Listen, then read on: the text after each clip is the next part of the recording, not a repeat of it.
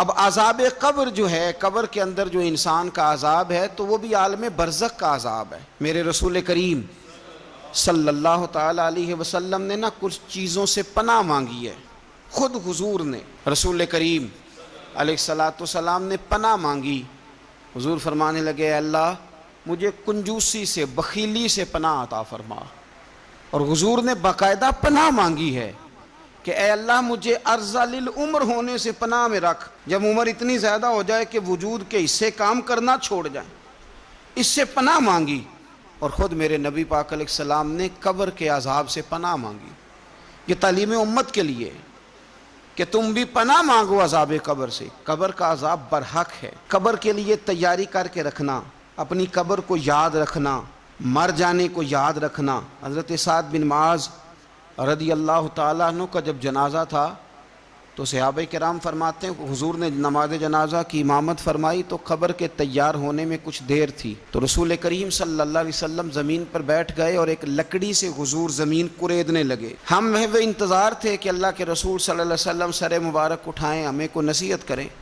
فرماتے حضور نے سر اقدس اٹھایا تو حضور کی آنکھوں میں آنسو تھے، اور رو کے حضور فرمانے لگے، رو کے کہ اس قبر کے عذاب سے رب کی پناہ مانگو اور اس کے لیے تیاری کر لو، یہ بڑا سخت دن ہے۔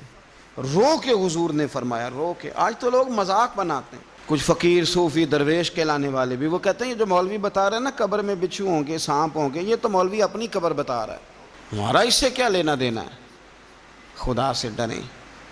وہ چیزیں جو احادیث مبارکہ میں آ گئیں، جس سے نبی پاک نے ہمیں ڈرایا، ہمیں سمجھایا، آپ اس تنبیہ کو، اس نصیحت کو آپ اس رنگ میں لیں گے کہ مذاق بنایا جائے گا دین کا، بجائے اس کے کہ اس سے ڈرا جائے۔ حضرت سیدنا براء بن عازب رضی اللہ تعالیٰ عنہ ارشاد فرماتے ہیں کہ میں نے نبی پاک صلی اللہ تعالیٰ علیہ وآلہ وسلم سے خود اس بات کو سنا ہے۔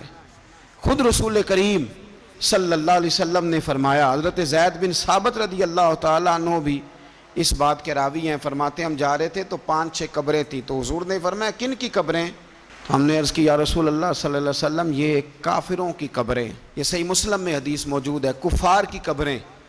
تو اللہ کے رسول صلی اللہ علیہ وسلم فرمانے لگے، ذرا حدیث کے لفظوں پہ غور کرنا، حضور فرمانے لگے اگر مجھے ڈر نہ ہوتا کہ تم اپنے مردوں کو دفن کرنا چھوڑ دو گے، اگر مجھے اس بات کا ڈر نہ ہوتا کہ تم اپنے لوگوں کو، مرنے والوں کو قبروں میں دفن کرنا چھوڑ دو گے، اگر یہ مجھے ڈر نہ ہوتا تو میں سناتا کہ قبر کے اندر کس طرح عذاب ہوتا ہے، تمہیں دنیا میں رہ کے میں سناتا، پر ڈر ہے کہ کہیں تم اپنے مرنے والوں کو قبروں میں دفن کرنا چھوڑ ہی نہ دو، اس لیے میں تمہیں یہ بات نہیں بتاتا۔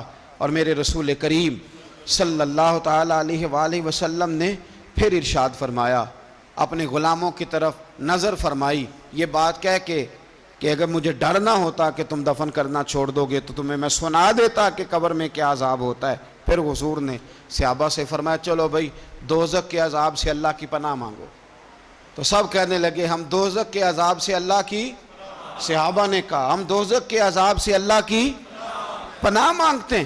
پھر نبی پاک صلی اللہ تعالیٰ علیہ وسلم نے ارشاد فرمایا تم سب کہو کہ ہم قبر کے عذاب سے اللہ کی پناہ مانگتے ہیں۔ تو صحابہ نے کہا ہم قبر کے عذاب سے اللہ کی پناہ مانگتے ہیں۔ پھر میرے رسول پاک علیہ السلام نے فرمایا تم کہو، سارے یہ کہو کہ ہم ظاہری اور باطنی فتنوں سے اللہ کی پناہ مانگتے ہیں۔ تو صحابہ نے کہا کہ ہم ظاہری اور باطنی فتنوں سے اللہ کی پناہ مانگتے ہیں۔ پھر میرے محبوب علیہ السلام نے فرمایا تم کہو کہ ہم دجال کے فتنے سے اللہ کی پناہ مانگتے ہیں۔ تو صحابہ کرام نے کہا کہ اے اللہ ہم دجال کے فتنے سے تیری پناہ تیری پناہ میں آتے ہیں۔ نبی پاک علیہ السلام نے یہ الفاظ کہہ کے یہ بات بتلا کے ہمیں سمجھا دیا، ہمیں قائل فرمایا محبوب نے۔ یاد رکھنا، اس بات کو اچھی طرح سمجھ لینا کہ اگر مجھے ڈر نہ ہوتا کہ تم اپنے مردوں کو دفن کرنا چھوڑ دو گے تو تمہیں بتلا دیتا کہ قبر میں کتنا سخت عذاب ہوتا ہے۔ اپنے معاملات پر غور کریں۔